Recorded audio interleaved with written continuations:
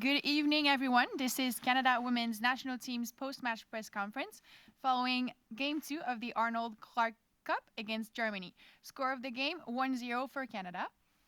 Tonight we have head coach Bev Priestman and player of the match Vanessa Gilles available to answer your questions. Please raise your hand if you have a question and we will get to you. Let's get started with John. Thank you. Hey, Bev, congrats on the win and congrats on the goal, Vanessa. Bev, just wanted to get your sort of general reaction on that performance and how you thought it progressed from the one against England the other day. Yeah, I think it wasn't our best sort of on-the-ball performance. It was a very sort of transitional, scrappy game. I thought we started really well, bright, but you probably would have felt like particularly the last 20 minutes of the game, we just found a way to win. We definitely had some chances in the shell twice as well. So, we had our chances. We could have put them away. But, yeah, I think you talk about taking a step forward. We came into this tournament having not scored a set play goal for a year.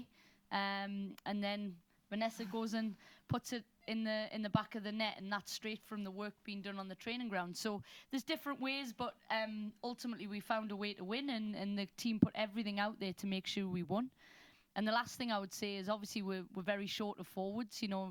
It wasn't known, but Jordan was ruled out of this game. So when you talk about legs, second game, out of season, I think you've probably seen that particularly in the second half, for sure. Thanks, Bev. Thank you. Neil, go ahead, please.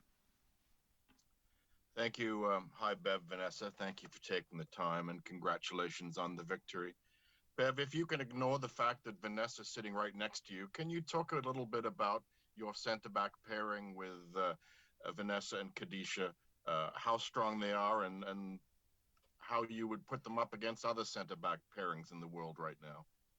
Yeah, I think probably the first thing is it's very rare, I think, these days to get centre-backs who absolutely want to defend and love defending. I think they both smell danger, and I think, I think we've got a world-class back four. I think Vanessa, for the limited caps that she's got, is had a rapid rise in the past sort of 9 to 12 months, but incredible, not just in our box, but as you've seen tonight in both boxes. Unbelievable. And I would say, Vanessa particularly is massively improved as well in terms of on the ball and not just a defensive centre back, which I think is really, really important for the modern game. So that comes with hard work, commitment, dedication, and we'll do anything for the team. And I think that's really important. Thank you. Thank you, Derek. Please go ahead.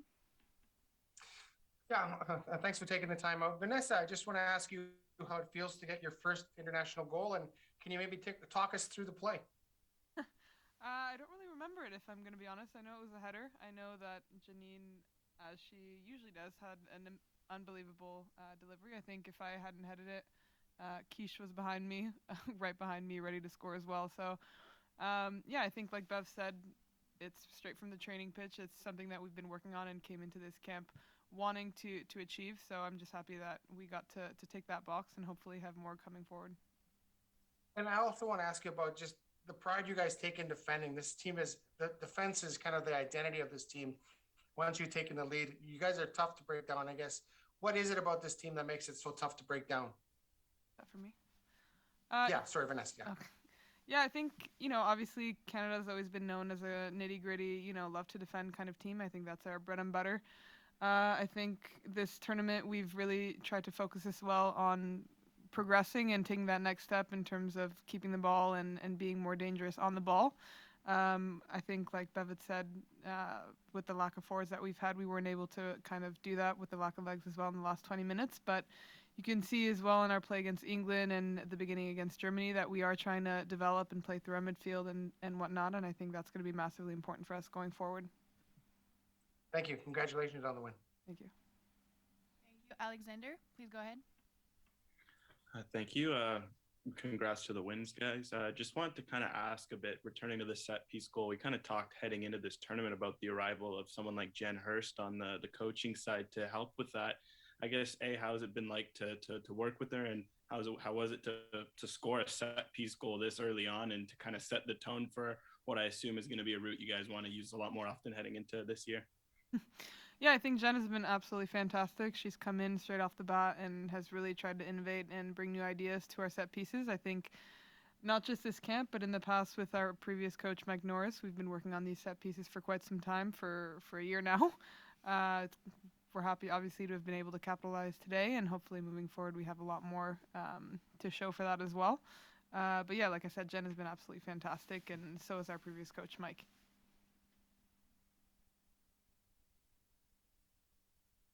Thank you. Har, please go ahead. Thanks, Marianne. Bev, my question is for you. Congrats on the big win. We saw how important Quinn is in the midfield.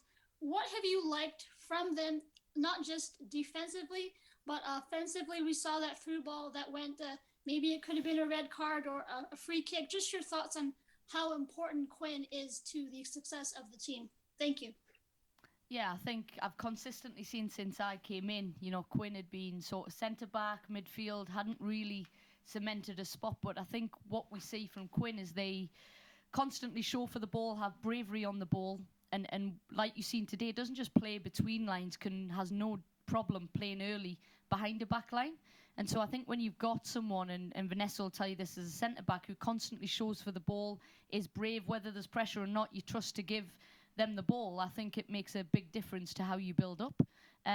So I would say it's like a bravery and an ability to connect from front to back and break lines, because that's what we needed to work on. We used to be a team, I thought, that played a lot of sideways backwards. We're trying to now say, you know what, take risks, because we've actually got really good players to win the ball back quickly, and take them risks. And I thought that Quinn tonight was a big contributor in making sure we got in behind that German backline when we did. Thank you. Brendan, please go ahead. Thanks, sir. Hi, Bev. Hi, Vanessa. Just congratulations on the win tonight. Vanessa, congratulations on the first goal as well for you there. Bev, my question's for you there. You talked in the sort of the run up to both this match and the tournament as a whole about how important it was to get used to this building on this transitional game for Canada. Just maybe your opinions on how that really shaped out tonight, as you led off there, stating that it was a very scrappy and transitional game tonight. Yeah, I think, when we've got our full sort of forward line available, you think you've got Sink, you've got Adrian Leon, Jordan Hyper was missing tonight. I think what we've seen when we've got freshness and we have that depth, I think, in the forward line to really make that a big part of who we are. And when we did well against England, when we did well, in parts of this game, that's on display where we think, we look and we run forward. I think it's a massive part of tournament football. And the Germans are just as good at transition. Credit to them. They made it really difficult when we won the ball back tonight to dominate us in the middle of the pitch. Like they were swarming. The minute we won the ball, they were trying to stop it at source. And I think that was a good learning for us moving forward. That's why we're in this tournament, is to, we get Germany in a World Cup, we get Spain, for example. In our next game, we'll have experiences to draw from to say, right, okay, when we play this team, these are the really important learnings from it. So it wasn't amazing, but there was definitely some really good spells where we looked dangerous. We broke very quickly, I thought, after half time.